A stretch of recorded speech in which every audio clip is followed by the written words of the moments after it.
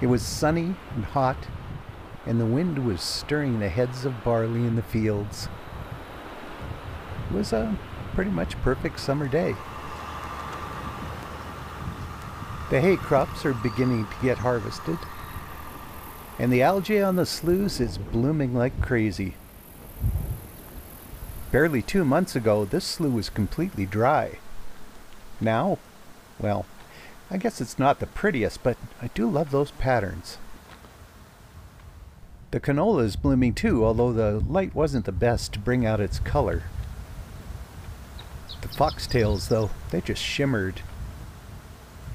I had a hard time focusing on these peas, though.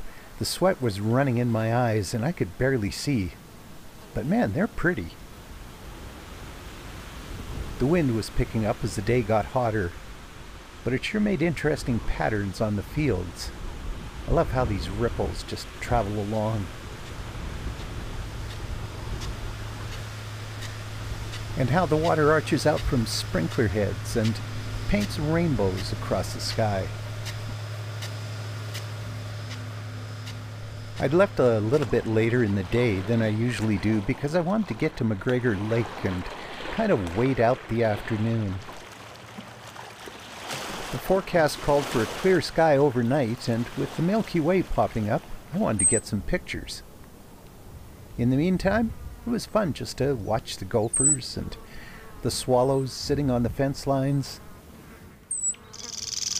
and to explore around the lake. That sound you hear? That's a marsh wren.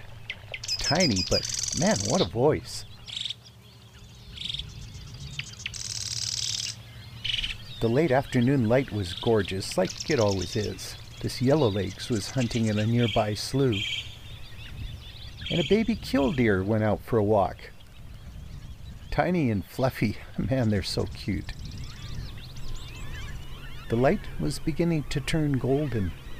These fishermen were about to pack up, so I left the lake behind for a few minutes to go have a look around and see what I could find as the sun went down. I found this great horned owl being harassed by blackbirds. What is it that they hate about them? I have no idea. The owl couldn't have cared less. It was maybe half an hour later when the sun finally dipped below the horizon. The wind had backed off on the lake a little bit, but the bugs, they were out in full force. Not mosquitoes, fortunately, just little gnats. There was a fingernail moon in the sky as darkness began to come on, and I had just about reached the limit of my video camera's capabilities. But as long as my headlights were on, it worked okay. But the still pictures, they really took over. The first stars appeared around 11 p.m. By midnight, it was getting pretty dark. There were coyotes singing everywhere I stopped, and this young one decided to run in front of my truck. Silly thing. I probably spooked some people here in Arrowwood as I tried to take pictures.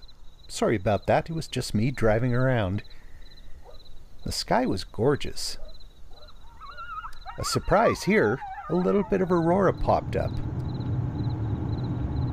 But by around 3 o'clock in the morning, the smear of Calgary appeared on the horizon, and the smear of dead bugs on my windshield as I headed home.